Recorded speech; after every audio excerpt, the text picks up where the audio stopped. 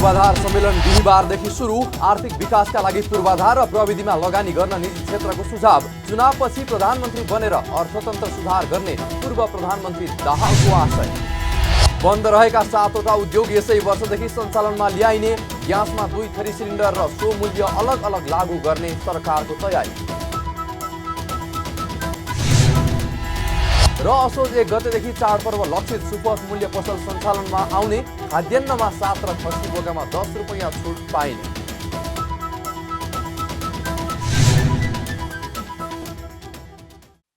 हामी छौं पल पल तपाईसँग, हिमाल पहाड तराईसँग, साथ छ हाम्रो बढ्ने कदमलाई। सलाम छ ती पोरखे हातहरूलाई, जिन्दगी सजाइदिन्छौँ हामी, हर सासको साथी बन्छौँ हामी। सुरक्षा अनि समृद्धि प्राण छ हाम्रो। आफू पनि बचौं, अरूलाई पनि बचाऊ। आजै नेपाल लाइफमा जीवन बिमा गरौँ। हामी हौं नेपाल लाइफ। नेपाल लाइफ, किनकि जीवन अमूल्य छ।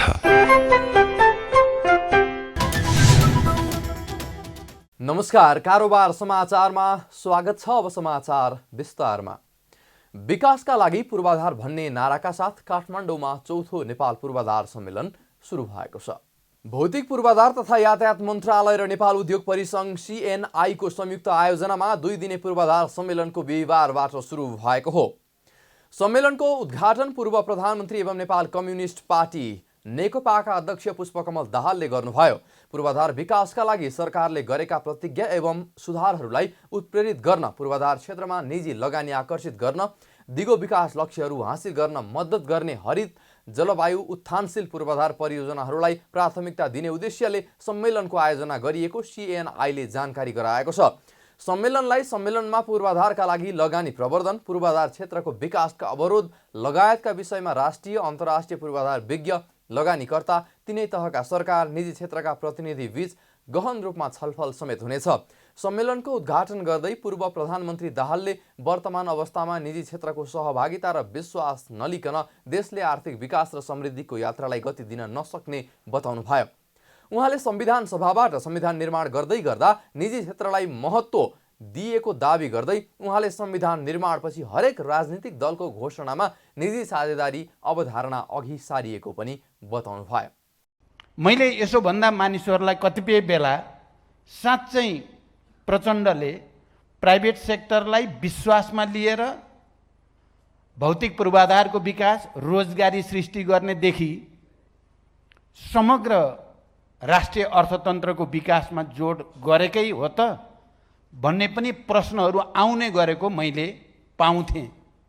तर जब हामीले संविधान बनाउने बेलामा नै प्राइभेट सेक्टरलाई महत्त्व दिएर संविधान निर्माण गर्ने कुरा गऱ्यौँ र त्यसपछिको निर्वाचन प्रक्रियामा पनि जति पनि घोषणाहरू राजनीतिक नेतृत्वहरूबाट भएका छन्, त्यहाँ PPP मोडेललाई महत्त्वको साथ नै अगाडि बढाउने कामहरू पनि भएका छन्। र यहाँसम्म आउँदा मलाई के विश्वास छ भने अब सरकार र प्राइभेट सेक्टरको बीचमा सम्बन्धहरू दिन प्रतिदिन हार्दिक र सुमधुर हुँदै गएको छ र सहकार्यको क्षेत्र पनि बिस्तारै सुदृढ हुँदै गएको मैले महसुस गर्दछु। पूर्व प्रधानमन्त्री दाहालले आगामी निर्वाचनपछि प्रधानमन्त्री बनेर अर्थतन्त्र सुधार गर्ने आशय समेत व्यक्त गर्नुभयो। उहाँले आगामी प्रदेश र प्रतिनिधि सभाको निर्वाचनपछि आफ्नो नेतृत्वमा पुनः देशलाई आर्थिक विकासको गति दिन ऐन कानुनमा आवश्यक सुधार र संशोधन गर्ने प्रतिबद्धता जनाउनुभयो। उहाँले राजनीतिक पार्टी र अन्य देशहरूसँगको सहकार्यलाई नयाँ उचाइमा पुर्याउने दाबी समेत गर्नुभयो। अब हामी दोस्रो डेमोक्रेटिक इलेक्सनलाई कन्क्लुड गर्ने प्रक्रियामा छौँ र मलाई विश्वास छ मैले त्यति बेला सबैको अगाडि जे कमिटमेन्ट गरेको थिएँ, अब मेरो हैसियतमा पोलिटिकल स्टेबिलिटी पछि मेरो सम्पूर्ण जीवन अब आर्थिक विकास र समृद्धिको निम्ति, सामाजिक न्याय र समानताको निम्ति समर्पित गर्ने मैले कमिटमेन्ट गरेको थिएँ। म अब चाहन्छु कि यो निर्वाचन प्रक्रियापछि फेरि एकचोटि देशलाई आर्थिक विकासमा गति दिनको निम्ति ऐन कानुनमा आवश्यक सुधार संशोधन सहित पोलिटिकल पार्टीहरूको बीचमा सहकार्य, राष्ट्रिय र अन्तर्राष्ट्रिय मित्रहरूसँगको सहकार्यलाई नयाँ उचाइमा उठाइनेछ। यसमा तपाईँ सिएनआईका पदाधिकारीहरूले खेलेको भूमिका धेरै नै महत्त्वपूर्ण छ। सम्मेलनमा परिसङ्घका अध्यक्ष विष्णु अग्रवालले नेपालको दिगो विकास लक्ष्य पूरा गर्न पूर्वाधारमा जीडीपीको करिब 9.54% लगानी हुनुपर्ने आवश्यकता रहेको बताउनुभयो। अहिले 3% मात्रै लगानी भएको उहाँको भनाइ छ। अध्यक्ष अग्रवालले मुलुकमा तीव्र आर्थिक विकासको लागि पूर्वाधार निर्माणमा मात्रै नभई प्रविधिको विकासमा पनि लगानी आवश्यक रहेको बताउनुभयो। उहाँले आर्थिक विकासका लागि पूर्वाधार क्षेत्रबाट लाभ उठाउन सक्ने अथाह सम्भावना रहेको समेत बताउनुभयो।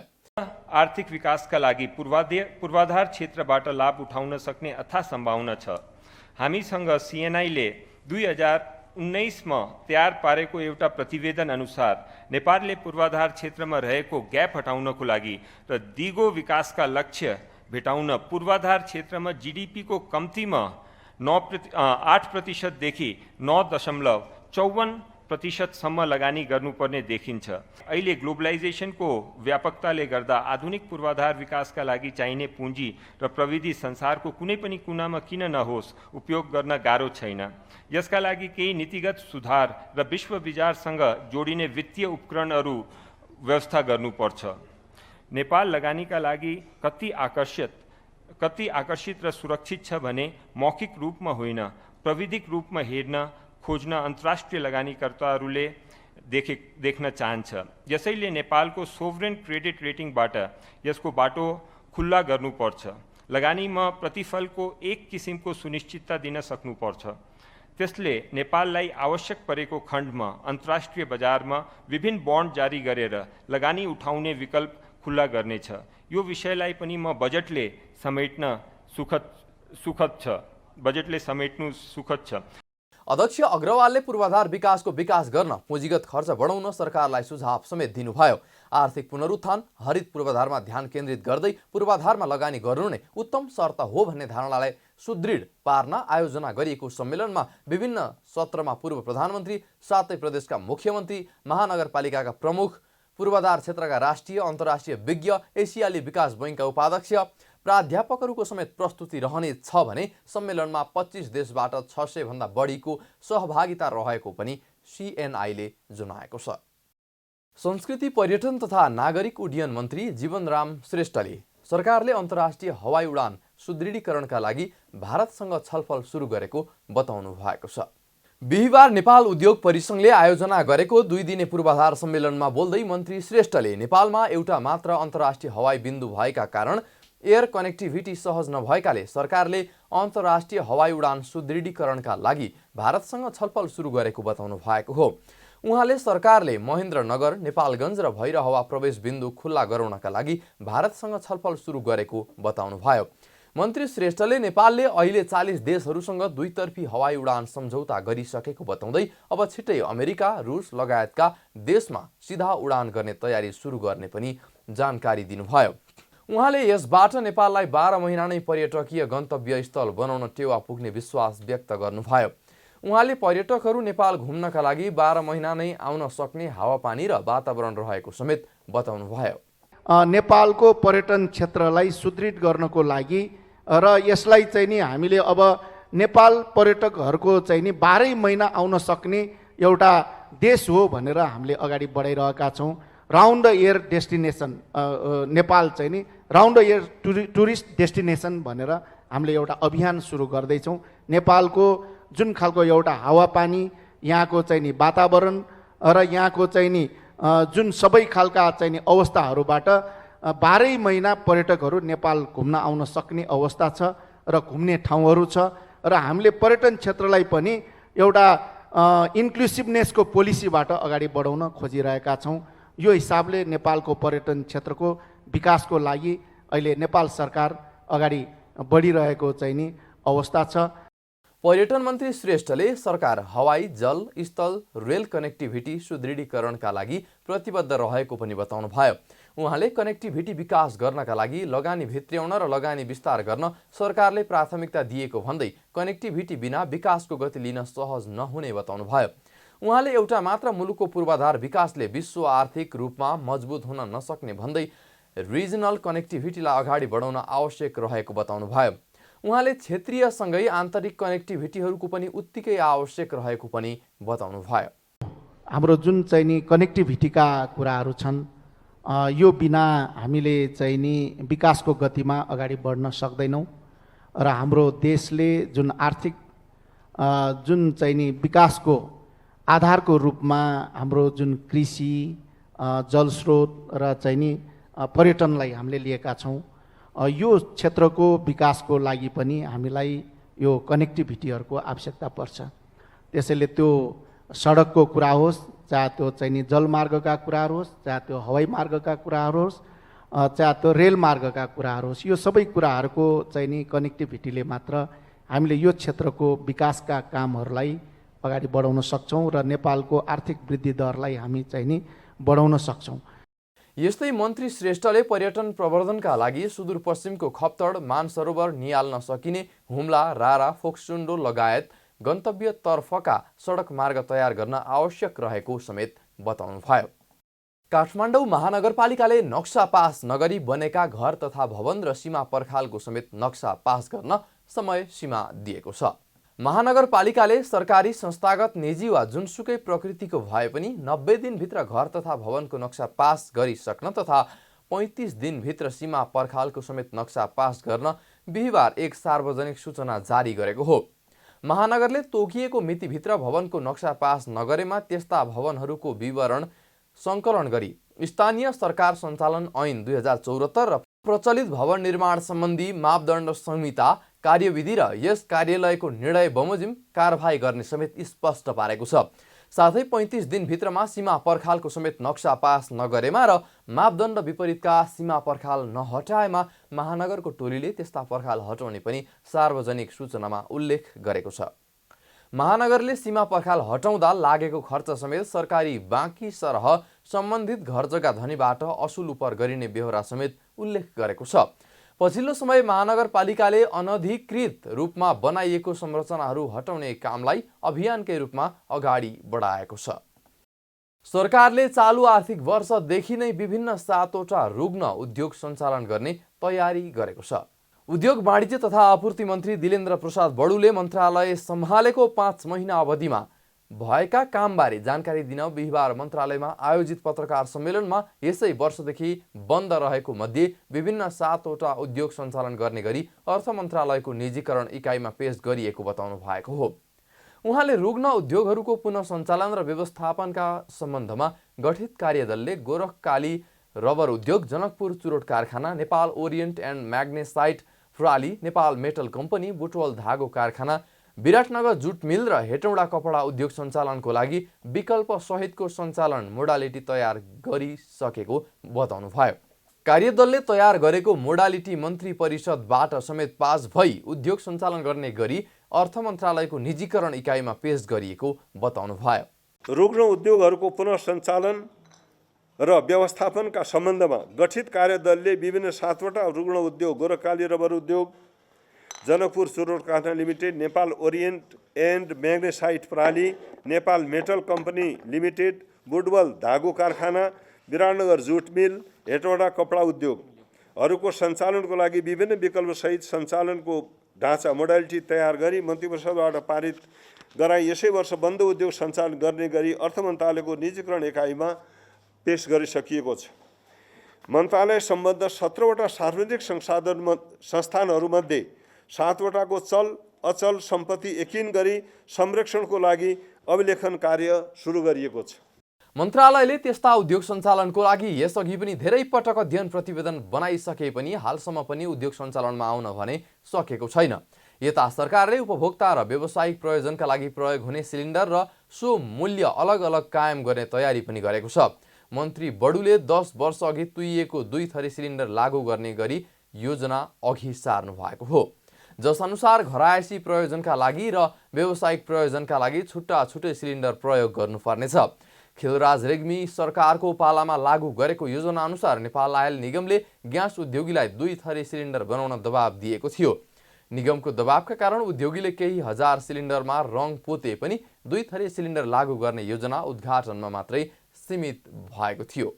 तर निगम नोक्सानीमा जान थालेपछि फेरि 2 थरी सिलिन्डर लागू गर्ने तयारी गरिएको हो। निगमका अनुसार खाना पकाउने ग्यासमा मात्रै प्रति सिलिन्डर 378 रुपैयाँ 7 पैसा घाटा छ। मन्त्री बडुले एलपी ग्यासमा रहेको अत्यधिक नोक्सानी न्यूनीकरण गर्न तथा आम उपभोक्तालाई सहुलियतपूर्ण उपलब्ध गराउन उपभोक्ता र व्यावसायिक प्रयोग हुने सिलिन्डर तथा सोको मूल्य अलग अलग कायम गर्न तयारी अघि बढाइएको बताउनुभयो। उहाँले ग्यासको उपभोग न्यूनीकरण गरी व्यापार घाटा कम गर्न सिंहदरबार परिसरभित्र विद्युतीय चुलो प्रयोग गर्न सुरु गरिएको पनि बताउनुभयो। एलपी ग्यासमा रहेको अत्यावधिक नोक्सानी न्यूनीकरण गर्न तथा आम उपभोक्तालाई सहुलियतपूर्ण एलपी ग्यास उपलब्ध गराउन उपभोक्ता र व्यावसायिक प्रयोजनको लागि हुने सिलिन्डर तथा सोको मूल्य अलग अलग कायम गर्न आवश्यक तयारी अगाडि बढाइएको छ। ग्यासको उपभोग न्यूनीकरण गरी व्यापार घाटा कम गर्न सिंहदरबार परिसरभित्र विद्युतीय चुलो प्रयोग गर्ने गरी मन्त्रालयले पहल गरे अनुसार निर्णय कार्यान्वयनमा आएको छ। यस्तै पत्रकार सम्मेलनमा मन्त्री बडुले रुस युक्रेन युद्ध र कोभिड-19 महामारीको चपेटामा परेको उद्योग तथा व्यापार क्षेत्रमा सुधार भएको दाबी पनि गर्नुभएको छ। उहाँले नेपाल भारत पारवहन सन्धिको पुनरावलोकन गर्न तयारी मस्यौदा भारतीय पक्षलाई पठाइएको, भैरहवा र तातोपानी सुखा बन्दरगाह तथा वीरगञ्ज एकीकृत जाँच चौकी सञ्चालन तथा व्यवस्थापनको लागि अन्तर्राष्ट्रिय स्तरको बोलपत्र माध्यमबाट कम्पनी छनौट भएको चोभार स्थित सुखा बन्दरगाह सञ्चालनमा ल्याइएको बताउनुभयो। यस्तै मन्त्री बडुले विदेशी लगानी प्रक्रियालाई थप सहज बनाउन एकल बिन्दु सेवा केन्द्रलाई प्रविधि मैत्री बनाउनका साथै उद्योग वाणिज्य र कम्पनी प्रशासनमा स्वचालित रूट प्रणाली अवलम्बन गर्ने कार्य अन्तिम चरणमा रहेको, उद्योग विभाग, वाणिज्य विभाग र कम्पनी रजिस्ट्रारको कार्यालयबाट दिने सेवालाई स्वचालित प्रणालीमा लैजाने अन्तिम चरणमा रहेको, नेपाल ढाका कपडालाई ब्रान्डिङ र लेबलिङ गरी स्वदेशी एवं विदेशी बजारमा माग बढाउन पाल्पा र तेह्रथुम जिल्लालाई ढाका राजधानी घोषणा गरी आवश्यक कार्यक्रम अगाडि बढाइएको पनि जानकारी गराउनु भएको छ। मन्त्री बडुले आफूले मन्त्रालय सम्हालेको 5 महिना अवधिमा 6 वटा नीति, 9 वटा ऐन, 2 वटा नियमावली र 13 वटा कार्यविधि बनाएको पनि जानकारी दिनुभएको छ। सरकारले असोज 1 गतेदेखि सुपथ मूल्य पसल सञ्चालन गर्ने भएको छ। उद्योग वाणिज्य तथा आपूर्ति मन्त्रालयले नजिकिएका चाडपर्वलाई लक्षित गरी असोज 1 गतेदेखि कार्तिक 15 गतेसम्म देशका विभिन्न स्थानमा सुपथ मूल्य पसल सञ्चालन गर्ने तयारी गरेको हो। सरकारले हरेक वर्ष खाद्यान्न तथा उपभोग्य सामानमा विभिन्न छुटको व्यवस्थासहित सुपथ मूल्य पसल सञ्चालन गर्दै आएको छ। आइतबार मन्त्रालयमा भएको पत्रकार सम्मेलनमा मन्त्री दिलेन्द्र प्रसाद बडुले सार्वजनिक संस्था मार्फत दैनिक उपभोग्य खाद्य वस्तुहरूको सहुलियत पसल सञ्चालनका लागि आवश्यक व्यवस्था मिलाइएको बताउनुभयो। उहाँले बजारको तह निर्धारण, आवश्यक वस्तुको मूल्य सूची तथा मूल्य निर्धारण मापदण्डमा सुझाव सहितको प्रतिवेदन पेश गर्न कार्यदल गठन भई कार्य अघि बढाइएको समेत बताउनुभयो। नजिक आइरहेको चाडपर्व दसैँ, तिहार, छठ समेतलाई लक्षित गरी 2079 असोज 1 गतेदेखि 2079 कार्तिक 15 गतेसम्म सार्वजनिक संस्थानहरू मार्फत दैनिक उपभोग्य खाद्य वस्तुहरूको सहुलियत पसल सञ्चालनका लागि निर्णय गरी आवश्यक व्यवस्था मिलाइएको छ। बजारको तह निर्धारण, आवश्यक वस्तुको मूल्य सूची र मूल्य निर्धारण मापदण्डमा सुझाव सहितको प्रतिवेदन पेश गर्न कार्यदल गठन भई कार्य अगाडि बढाइएको छ। खाद्य व्यवस्था तथा व्यापार कम्पनी, साल्ट ट्रेडिङ कर्पोरेसन र दुग्ध विकास संस्थान डीडीसीले संयुक्त रूपमा चाडपर्वमा उपभोक्तालाई राहत दिनका लागि सुपथ मूल्य पसल सञ्चालन गर्न लागेको हो। उपत्यकासँगै बाहिरी जिल्लामा पनि सुपथ मूल्य पसल सञ्चालन गरिनेछ। मन्त्रालयका अनुसार चामल, दाल, आटा, पिठो, मैदा, तेल, चिउरामा प्रति केजी 7 रुपैयाँ छुट दिइनेछ भने चिनी प्रति केजीमा 5 रुपैयाँ र नुन प्रति केजीमा 2 रुपैयाँ छुट दिएको छ। जुम्लाको सिमी, गेडागुडीमा प्रति केजी 10 रुपैयाँ छुट दिएको छ। खसी बोका र च्याङ्रामा प्रति केजी 10 रुपैयाँ छुट दिएको छ। यस्तै डीडीसीबाट वितरण हुने घिउ प्रति केजीमा 50 रुपैयाँ, पनिर चिज प्रति केजीमा 20 रुपैयाँ र दही प्रति केजीमा 10 रुपैयाँ छुट दिएको छ। खाद्य कम्पनीले मुलुकभर 41 वटा आफ्ना बिक्री केन्द्रबाट सुपथ मूल्यमा खाद्यान्न वितरण गर्नेछ। यस्तै कम्पनीले उपत्यकामा 7 स्थानबाट सामान वितरण गर्नेछ। साल्ट ट्रेडिङ कर्पोरेसनले मुलुकभर रहेका 24 बिक्री केन्द्र र उपत्यकामा 7 स्थानबाट सामान वितरण गर्नेछ। डिडिसीले उपत्यकाका न्यू रोड, लैनचौर, खुमलटार र उपत्यका बाहिर 7 ठाउँबाट सुपथ मूल्यमा बिक्री गर्ने जनाइएको छ। उपत्यकामा घुम्ती सेवा मार्फत पनि सुपथ मूल्यमा सामान बिक्री गरिने जनाइएको छ। चाडपर्वमा उपभोक्तालाई सहुलियत दिन खाद्य कम्पनीलाई 2 करोड 32 लाख र साल्ट ट्रेडिङ कर्पोरेसनलाई 1 करोड रुपैयाँ छुट्याइएको मन्त्रालयले जनाएको छ। उपभोक्तालाई छुट दिए बापतको रकम जति हुन्छ त्यति सरकारले शोध भर्ना बापत उपलब्ध गराउने गर्छ। यता सरकारी स्वामित्वमा रहेको खाद्य व्यवस्था तथा व्यापार कम्पनीले दशैंका लागि 3000 खसी बोका र च्याङ्रा ल्याउने भएको छ। दशैंमा खसी बोकाको खपत धेरै हुने हुँदा बजार मूल्य नियन्त्रण गर्न ल्याउन लागेको हो। कम्पनीले प्रत्येक वर्ष विभिन्न जिल्लाबाट खरिद गरी काठमाडौँमा ल्याएर बिक्री गर्ने गर्छ। बिहिबार पनि नेप्से परिसूचकमा गिरावट आएको छ। बिहिबार नेप्से परिसूचक 2.13 अङ्कले घटेर 1937.74 अङ्कमा झरेको हो। बिहिबार कारोबारमा आएका 227 कम्पनीको 34,01,000 किता सेयर 1 अर्ब 4 करोड 44 लाख रुपैयाँ बराबरमा खरिद बिक्री भएको छ। बुधबारको तुलनामा बिहिबार कारोबार रकम भने बढेको छ। बुधबार 82 करोड भन्दा माथिको मात्रै कारोबार भएको थियो। बिहिबार 13 उपसमूह मध्ये 6 उपसमूहको परिसूचक बढेको छ भने बाँकी 7 उपसमूहको परिसूचक घटेको छ, जसमा वित्त उपसमूहको परिसूचक 1.37% बढेको छ भने विकास बैंक उपसमूहको परिसूचक 1% भन्दा बढीले बढेको छ। यता अन्य उपसमूहको परिसूचक 1.33% घटेको छ। नेप्सेमा सामान्य गिरावट आए पनि ग्लोबल आयामी लघुवित्त र मल्टिपर्पज फाइनान्स कम्पनीको शेयर मूल्य 4% भन्दा बढीले बढेको छ। सामुदायिक लघुवित्तको शेयर मूल्य 6.5% घटेको छ। हिमालयन एभरेस्ट इन्सुरेन्सको सर्वाधिक 13 करोड 10 लाख रुपैयाँ बराबरको शेयर खरिद बिक्री भएको छ। राष्ट्रिय सभा अन्तर्गत 4वटा विषयगत समितिका नवनिर्वाचित सभापतिहरूले पद तथा गोपनीयताको शपथ ग्रहण गर्नुभएको छ। बिहिबार सिंहदरबारमा राष्ट्रिय सभाका अध्यक्ष गणेश प्रसाद तिमल सिन्हाले नवनिर्वाचित समिति सभापतिहरूलाई पद तथा गोपनीयताको शपथ ग्रहण गराउनु भएको हो।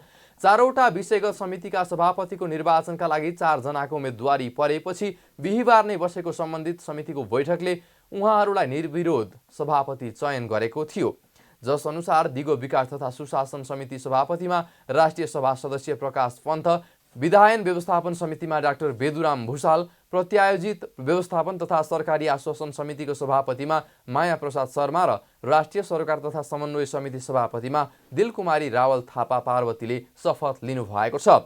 शपथ ग्रहण कार्यक्रममा कानुन न्याय तथा संसदीय मामिला मन्त्री गोविन्द प्रसाद शर्मा कोइराला पनि सहभागी हुनुहुन्थ्यो। कारोबार समाचारमा अब सुन चाँदी र विदेशी विनिमय दर सम्बन्धी जानकारी।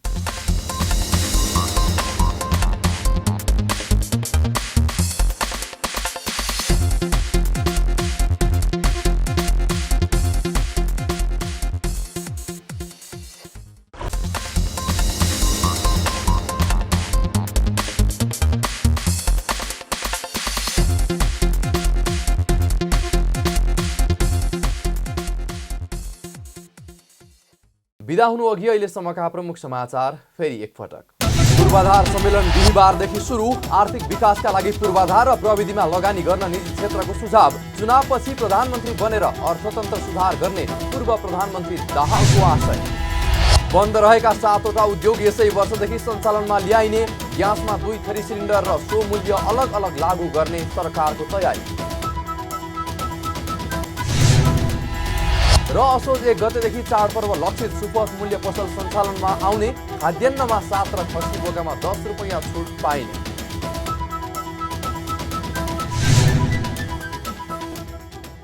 कारोबार समाचार सकियो। हामीलाई बिदा दिनुहोस्। नमस्कार।